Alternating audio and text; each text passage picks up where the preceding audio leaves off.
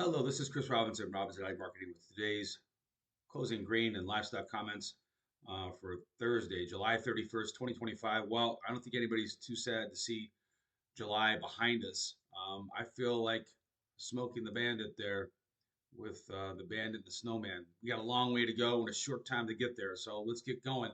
Got to lead off with soybeans. Spot soybeans, 961 and three quarters today. That's an 8 month low, but more importantly, we're 25 cents away from a 5 year low. You go back to the low tick in August of 2024, 936 and a quarter. Now, where am I getting that from? I'm looking at the monthly, weekly nearest chart. So there you go. Are we bottoming out? Is it going to be a floor? Is it a speed bump on the way to sub $9? It depends on the weather, and it really depends on China. Fundamentally, I think some people have thrown in the towel on whether or not August was going to create a weather issue, which was going to stress the pods. The the 14-day forecast is for cooler temperatures, drier temperatures, so those pods are going to fill, and we're looking probably at the same thing. We're looking at corn, a very very big crop, and the market is pricing that in. It waited, and here it is, last day of July. And the market knows that the beans are made in August. So we're under pressure. I'm not going to beat a dead horse. November new crop beans trading down to 987 and a half. Believe it or not, it wasn't that long ago when we were trading at 1075 and a half.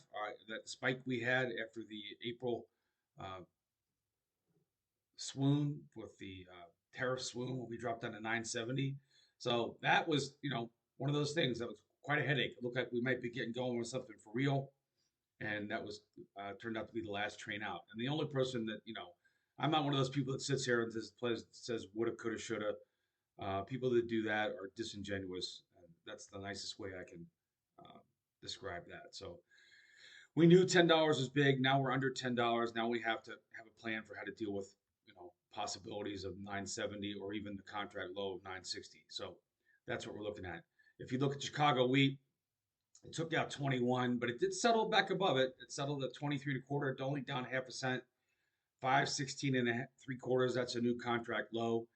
KC wheat is the only shining, holding in there, held its 515, traded to a low of 518 and three quarters, finished up 4.25 cents. So if you want to look, KC is looking like Rocky Balboa, in the final rounds.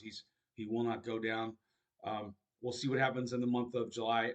The month of August, however. Minneapolis wheat finished slightly higher in D's again after slipping to new lows. So it could have just been profit taking at the end of the month. People have been short. Not unusual for them to step in and take some profits. Moving back to corn, spot corn hit 388 even. We did manage to turn around and finish the day higher. So victory there, up 2.25 cents at 394. We're still under $4 in spot corn. The number that I'd still be watching if we take out 387 and three quarters, then you go back to 377, which was the September 2024 low. That's probably what the algorithms and the computers are looking at there. If they get a chance to push it down there, they will. It sort of felt like today they were just more selling beans, a little bit of profit taking in corn at the end of the month. D's corn, new crop corn, it managed to finish up a penny and a half after flirting with the contract low. The contract low is 407 and a half. Today's low 408 and three quarters. So it looked like they were going to come after it, and as a rally from 8 and three quarters to 13 and three quarters. Is that 5 cents? Is that something to write home about? I guess if you're in third grade and you're at summer camp and you want to have a happy story, I'm more concerned about where we're going to be tomorrow, the beginning of the month, and also Friday, the end of the week. That's going to be big to watch. The funds are still short. The weather is still non-threatening, and that's really what this market is trying to digest. We had some export news today. Some corn went to unknown. That's good. We need a lot more of that because if we're looking at a 16 billion bushel crop, possibly, that's what a lot of the people in the trade are possibly talking about now. We're going to have a place. We're going to have to find some sort of a bottom here, or use a hedging strategy to defend the revenue against further erosion. Okay, so on to the good news of the day, or good news, bad days. We had a new all-time highs in cattle. Fat cattle could not make a new high, missed it by a little bit, but then settled down 5.3 cents. We had a let's see, 7 cent range in fat cattle.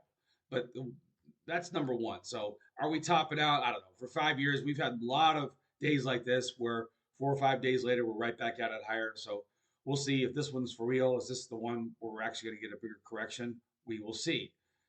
I am interested though in feeder cattle. Feeder cattle, what they call a key reversal, traded to a new all-time high of 340.625, traded as low as 330.625. So a 10-cent range in feeder cattle, and we did settle on our lows, 331.375, down 5.575. That is what's called a key reversal. When you make a new all-time high, then you take out the previous day's low and you settle on lows. So back in the day when I was on the floor, there would be 3 or 4 people that would pull their car keys out or their house keys out and shake them around. It's an old um, floor, old trader, old technical term. Sometimes it can signal a near-term top. So, like everything else, like they say, that old axiom goes, we'll see. If you're not hedged, today was probably a shot across the bow to maybe get something done. It's still been a heck of a rally, heck of a rally. A tremendous amount of revenue has been created even in the last 30 days, even after today's performance. So if you don't have a hedge on, get after it. Hogs managed to eke out a slightly higher day. That was probably just a little bit of spreading as people sold cattle, maybe covered a little bit on hogs. Hogs are still probably hanging in the no man's land. I've watched if Feb takes out 81 or 80, that could be a sign that we're also going to have a bit of correction, and we're due for a correction. Markets don't go up forever and ever and ever. Stock market's down a little bit, but I think all in all, today's big surprising move was that key reversal in feeders. The disappointing move was the trade in beans. The kind of the uh, tie or kiss your sister move is the fact that East Corn was able to hold its contract low at 407.5, didn't take it out, and was able to finish higher on the day. So I think the next big hurdle is going to be, barring some weather issue, it's going to be the August 12th USDA report. So you want to get hedged up in front of that. And everybody's extremely bearish right now. Just remember that. If you're feeling upset, trust me, your neighbor's feeling upset.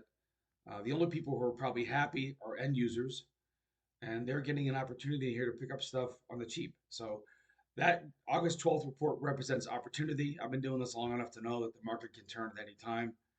If you're looking for help with your marketing, if you want to plan for how to manage risk but also keep the upside open, or if you're an end user, how can you take advantage of the fact that soybeans are closing on a 5-year low? If you use a lot of beans, there's some strategies there. So um, I want to finish up with that. Thanks for listening to me. We'll be back at it in the morning. If you're looking for help, give me a call, 312-638-8868. You can go and sign up for my private client slash subscriber webinars. It's really not a webinar. It's a, I guess I shouldn't even use that word anymore. It's just a little podcast where I dig deeper into specifically what I'm looking at. We'll pick one problem and I'll break it down from the perspective of how I look at stuff after I've been doing this for 30 years, sort of the hows and whys, the nuts and bolts as to why I'm thinking what I'm thinking. Again, this is Chris Robinson. Have a great day. Thanks for listening.